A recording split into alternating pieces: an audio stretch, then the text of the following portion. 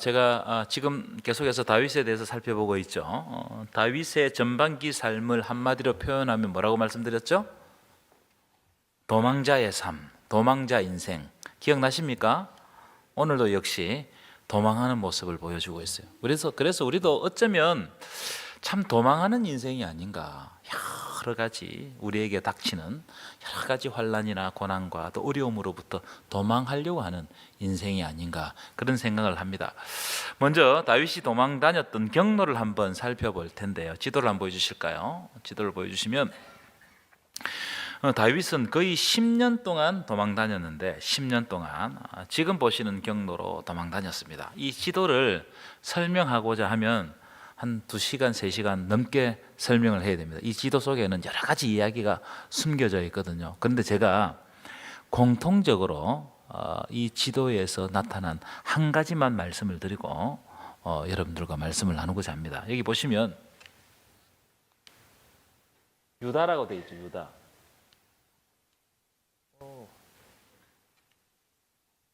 유다라고 되어 있죠. 이 유다가 어디냐면은 유다 광야입니다. 유다 광야. 밑에 보면 또 10이라는 데가 있죠. 그죠? 10은 10광야입니다. 이제 공통점이 발견될 거예요. 마온 있죠. 마온. 마온 황무지 되어 있잖아요. 여기도 마온 광야입니다. 지금 표시는 이 지도에 표시는 안 되어 있지만 여기가 다윗이 지나갔던 이 모압으로 지나갔던 이 동네가 바란입니다. 바란 광야입니다. 바란 광야. 자, 오늘 말씀 1절 한번 볼까요? 1절 보십시오. 1절 띄워주실까요? 1절 보십시오. 1절에 보면은 지금 다윗이 어디 있다고요? 엔게디 광야. 지금 다윗이 도망 다니면서 계속해서 광야를 지나가고 있어요. 광야에 머물고 있단 말이에요. 여러분, 광야는 사람이 살 수 있는 곳입니까? 없는 곳입니까? 이 광야는 사람이 살 수 없는 곳이에요. 그런데 다윗은 이런 광야만 골라서 돌아다니고 있어요. 왜 그렇게 했을까요? 이 광야만 왜 골라서 돌아다녔겠어요? 이런 광야가 아니면 안전하지 않기 때문에 그래요. 안전하지 않기 때문에. 자, 오늘 본문에 보면 엔게디 광야라고 되어 있어요. 지도를 한번 보여주실까요? 사진을 한번 보여주실까요? 사진. 그 다음 사진. 엔게디 광야. 이 엔게디 광야는 보시는 것처럼 바위와 돌밖에 없는 광야입니다. 너무나 이 황무한 곳 아니겠어요? 사람이 살 수 없습니다. 저기 밑에 사진 보면은 엔게디 광야는 자연굴이 그렇게 많았대요. 굴이 이렇게 뻥뻥뻥뻥뻥 뚫려 있는 광야입니다. 그러니까 엔게디 광야는 숨어 지내기에는 아주 안성맞춤인 광야죠. 물론 그 다음 사진 보여주시면 엔게디 광야에는 오아시스도 있어요. 오아시스. 그러나 이 광야, 이 넓은 광야에 오아시스 하나로 충분하겠어요? 안 하겠어요? 충분하지 않죠. 그러니까 겨우 이 엔게디 광야도 사람이 살려고 하면 겨우 살 수 있는 곳, 얼마나 불편한 곳인지 모릅니다. 여러분, 엔게디가 무슨 뜻인지 아십니까? 엔게디는 염소의 샘이라는 뜻을 가지고 있어요. 염소의 샘. 염소의 샘이라는 말이 어떤 의미일까? 아까 보셨던 오아시스가 있었기 때문에 샘이라는 말이 더 나왔을 거죠. 염소들이 많이 살았기 때문에 염소들의 샘이라고 이렇게 이름이 붙여졌을 거예요. 여러분, 우리 어떤 다큐나 이런 영상을 보면 염소들이 많이 사는 광야를 보신 적이 있어요, 없어요? 있어요. 제가 그래서 사진을 가져왔어요. 사진을.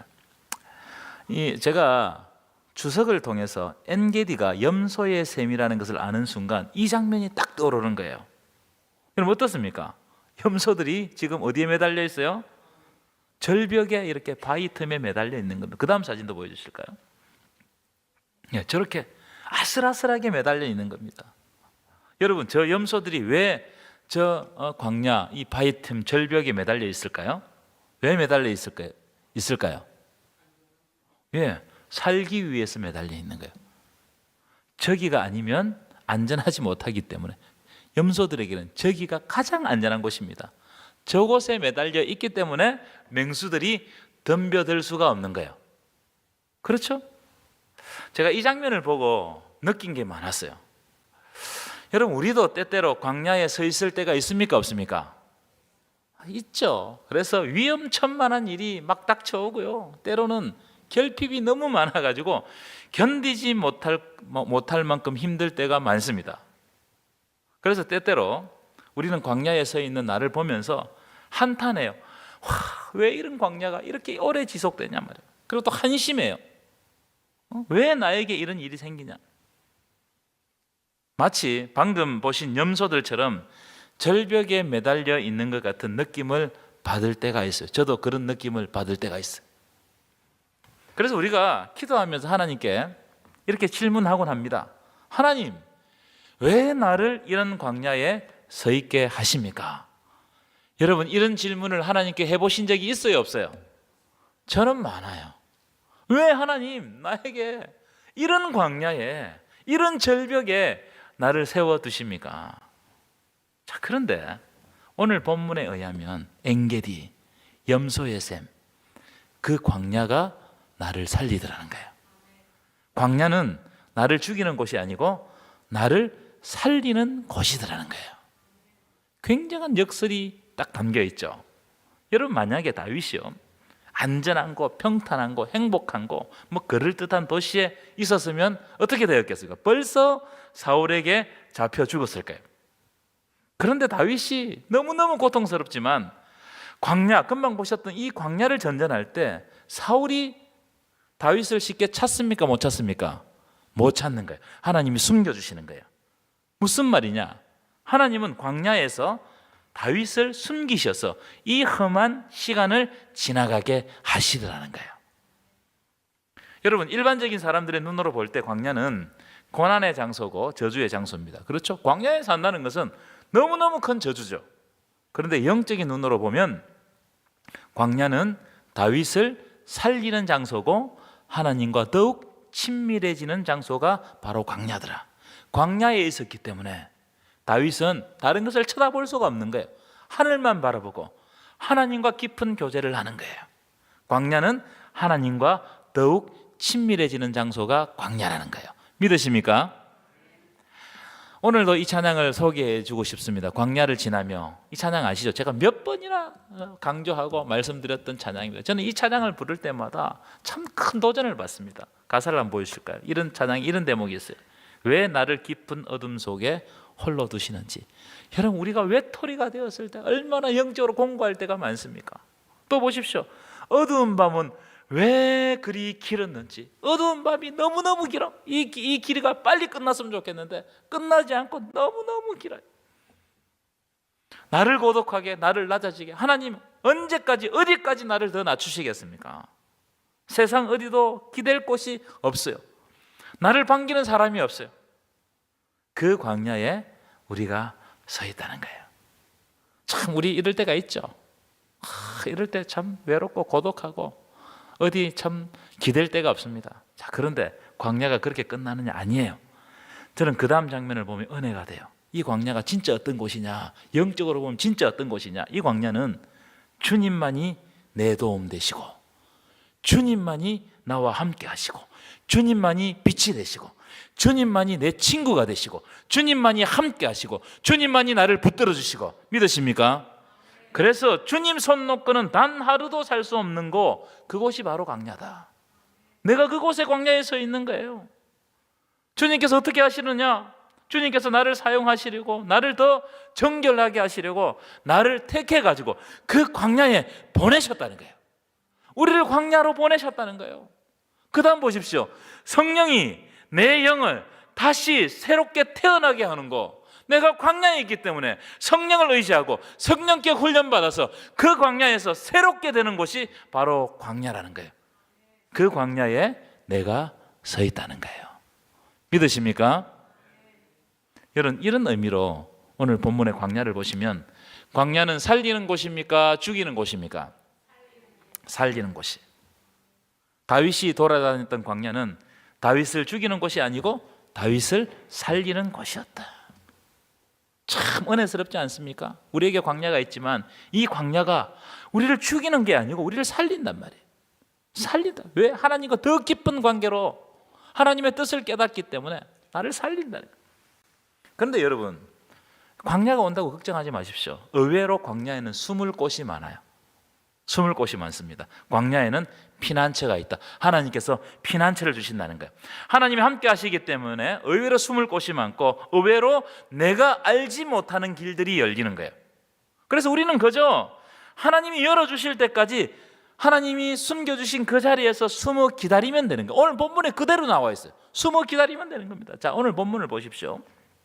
하나님이 이 광야를 전전긍긍하는 이 다윗을 죽이려고 하는 사울과 이 전세를 완전히 역전시키는 장면이 오늘 본문에 나옵니다. 그렇죠? 하나님이 다윗과 사울의 위치를 바꾸어 버렸어요. 하나님은 때때로 그런 장면들이 많습니다. 이걸 하나님의 반전, 하나님의 역전이라고 불러요. 그것이 바로 내가 살고 있는 광야다 이 말이에요. 앞에서 한번 보여드렸는데 사진을 한번 다시 보여드릴까요? 엔게디 광야에는 저렇게 천년 동굴이 엄청나게 많다는 거예요. 한두 개가 아니고 수천 개의 동굴이 막 뻥뻥뻥뻥 뚫려 있습니다. 자, 오늘 우리가 읽은 본문을 한번 보시면 어떤 사람이 사울에게 다윗이 엔게디 광야에 숨어들었다고 일러 바쳤어요. 이 다윗이 가는 곳마다 사람들이 일러 바칩니다. 사울에게 잡으러 오라고. 그래서 사울이 다윗을 죽이려고 몇 명을 데리고 갔나? 3,000명을, 군사 3,000명을 데리고 엔게디를 샅샅이 뒤지기 시작했습니다. 그런데 여러분 못 찾아요. 왜요? 굴이 워낙 많으니까, 하나님이 숨겨주시는 곳이 워낙 많으니까. 여러분 광야에 있어도 걱정하지 마십시오. 하나님이 숨겨주시는 굴들이 많아요. 찾을 수가 없는 거예요. 그래서 광야는요 좀 불편하긴 하지만 오히려 나를 살리는 곳입니다. 하나님이 숨겨주시는 곳이 많습니다. 눈을 열고 보면 하나님이 여기도 숨겨주시고 여기 저기도 숨겨주시고. 자, 그런데 사울이 다윗을 찾아 헤매다가 갑자기 배가 아팠어요. 하나님의 역사라고 봅니다. 배가 아파가지고 볼일을 보러, 여러분 이야기 잘 아시죠? 어느 굴에 들어갑니다. 굴에 들어가는데, 그런데 하필 그 굴에 누가 있었다고요? 다윗이 먼저 숨어 들어 있는 거예요. 여러분, 그 수천 개의 굴 중에 다윗이 먼저 숨어 있는 굴에 사울이 배가 아파서 들어간 게 이게 우연일까요? 우연이 아닙니다. 사울이 들어간 동굴이 하필 다윗이 숨어 있는 동굴이었다? 이게 우연이냔 말이에요. 우연이 아니에요. 하나님은 때때로 그렇게 역사하십니다. 우연처럼 역사하세요. 다윗이 먼저 동굴 깊은 곳에, 굴 깊은 곳에 안쪽에 숨어 있고, 사울은 동굴 상대적으로 앞쪽에서 볼일을 보고 있는 중입니다. 다윗 입장에서는 원수 사울을 아주 손쉽게 죽일 수 있는 절호의 찬스 아니겠어요? 그렇죠? 혼자 들어와 있으니까. 다윗의 척건들이 뭐라고 이야기하느냐? 다윗에게 벗어서 여호와께서 당신의 원수를 당신의 손에 넘기셨나이다. 무슨 말? 당장 죽이라는, 당장. 이것보다 더 좋은 기회가 어디 있냐는 거예요. 여러분, 사울을 죽여버리면 사울 왕국은 끝장납니다. 그렇죠? 왕이 죽으면 끝장나는 거죠. 그렇게 되면 자연스럽게 다윗이 왕이 될 수 있어요. 저는 이 장면을 딱 보면서 딱 떠오르는 말씀이 있어요. 다윗의 시편 중에 시편 23편이 딱 떠올랐어요.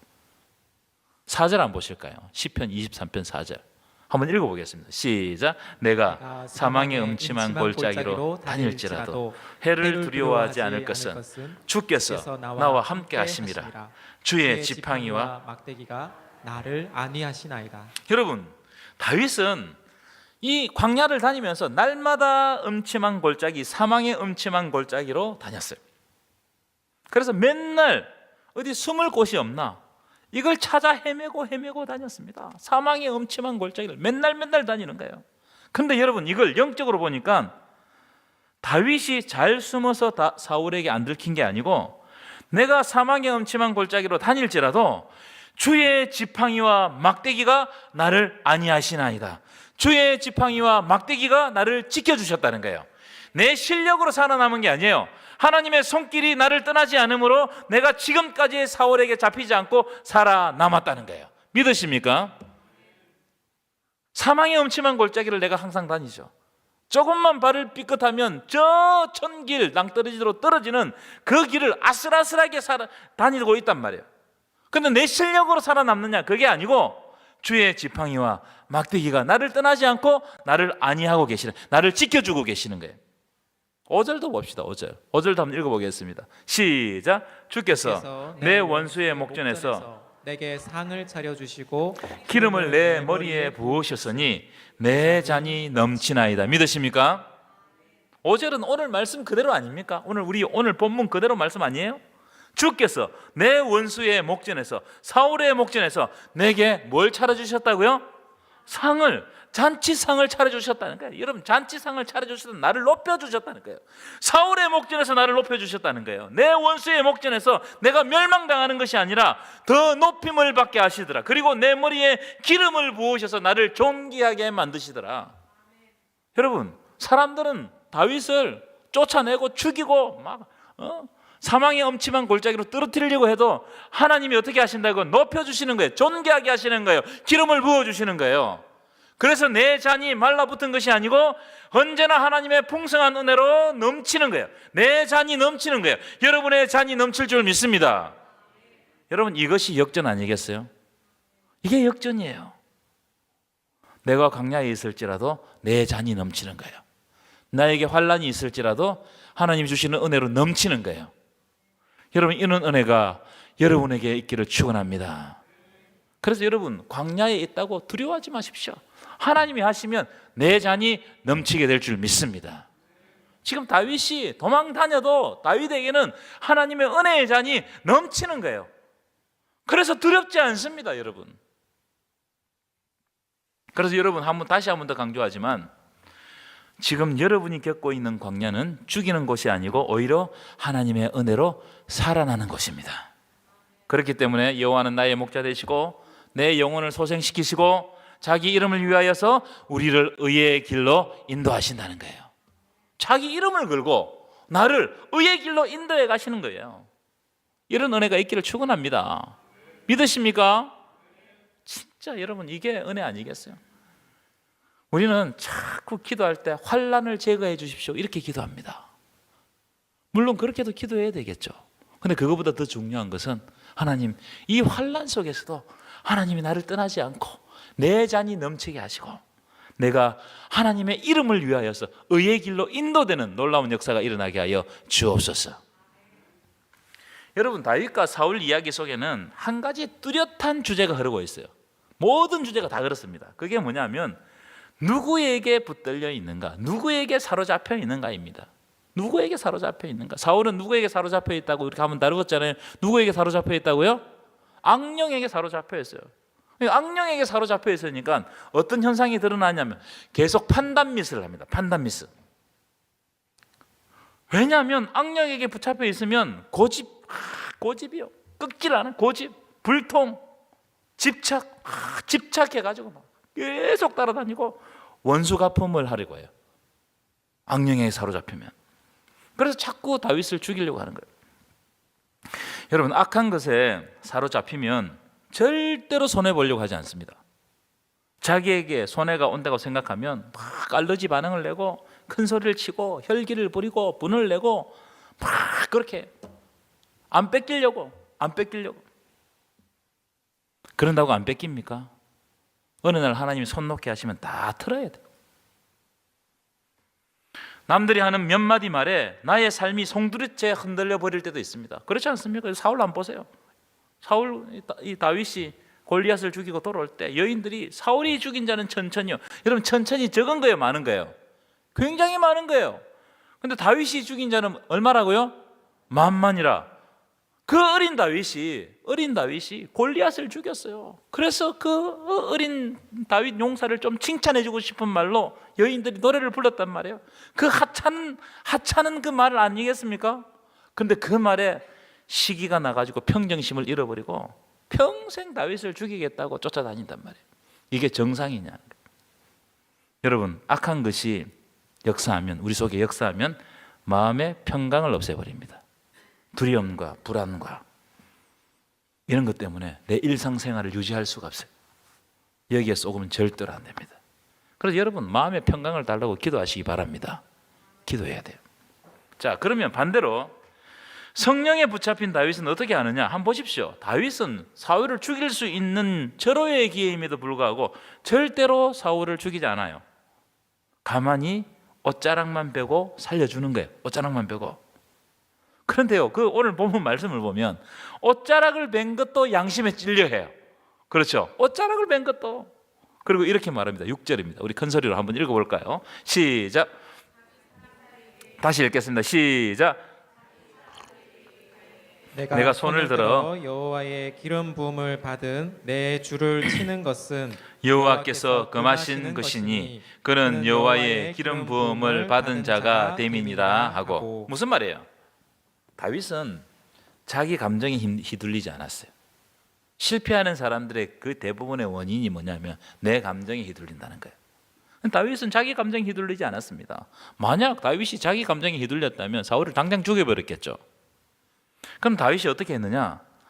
다윗은 절호의 기회임에도 불구하고 이것이 하나님의 뜻인지 아닌지를 분별했어요. 여러분, 분별해야 돼. 분별. 여러분, 아무리 좋은 기회가 나에게 와도 그것이 하나님이 기뻐하시는 일이 아니면 하지 말아야 돼요. 다윗이 그걸 분별했다는 거예요. 다윗은 그것을 분별할 줄 알아. 영적인 사람은 분별할 줄 알아야 돼요. 왜냐하면 성령께 사로잡혔다. 성령께. 여러분, 여러분에게 닥치는 일이 하나님이 기뻐하시는 일인지 사탄이 기뻐하는 일인지 여러분 분별해 본 적이 있어요? 내게 일어나는 일, 내가 뭐 원하는 이런 일들이 막 일어나고 있어. 근데 이게 사탄이 기뻐하는 일인지 하나님이 기뻐하는 일인지 분별해 본 적이 있냔 말이에요. 제가 왜 이런 말씀을 드리냐면 우리의 기도는 무조건 나에게 이익이 되고 유익한 것을 달라고 기도합니다. 그렇죠? 그래서 나에게 유리한 일이 일어나면 하나님의 응답이라고 생각하고 반대로 나에게 불리한 일이 일어나면 그것을 사탄의 역사라고 생각합니다. 그것은 여러분, 그건 정말 천만의 말씀이에요. 그렇지 않습니다. 하나님은 나에게 불리한 것을 응답하실 때도 있어요. 내가 하기 싫은 것을 응답하실 때도 있단 말이에요. 우리는 당연히 기도할 때 내가 원하는 것을 달라고 기도해야 됩니다. 그런데요, 그 기도를 하기 전에 기도가 뭔지를 분명히 알고 기도하시란 말이에요. 기도가 뭐냐? 기도가, 여러분, 기도가 뭐예요? 기도는 내 뜻을 관철시키는 것이 기도가 아닙니다. 우리는 자꾸 기도를 해가지고 내 뜻을 하나님께 관철시키려고 해요. 기도는 내 뜻을 관철시키는 것이 기도가 아니고 오히려 내 뜻을 꺾는 자리가 기도의 자리예요. 내 뜻을 꺾는 거예요. 다시 말하면 기도는 내 뜻을 꺾고 하나님의 뜻을 이루는 자리가 바로 기도예요.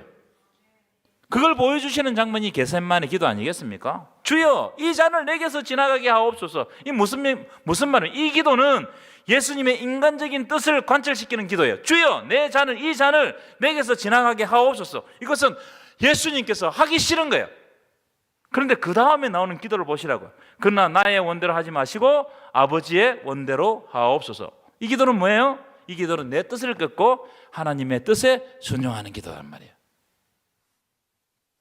여러분, 다윗은 자기를 죽이려고 하는 사울을 죽일 수 있는 절호의 기회를 얻었습니다.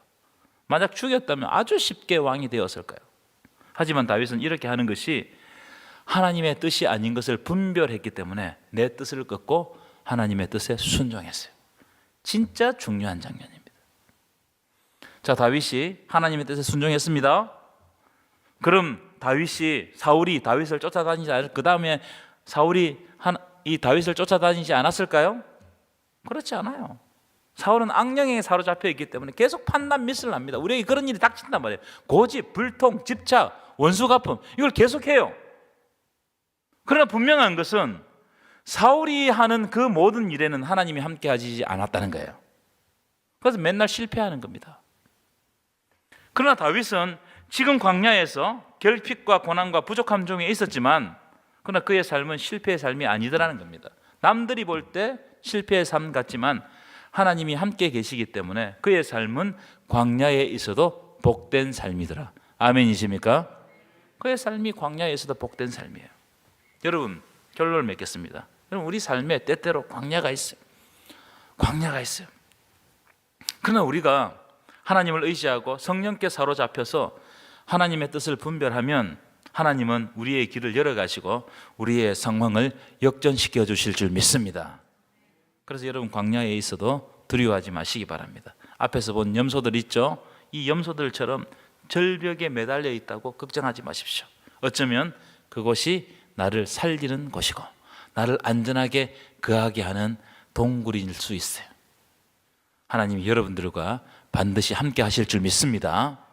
그래서 광야에서도 두려움 없이 담대하게 승리하시는 저와 여러분 되시기를 간절히 축원합니다.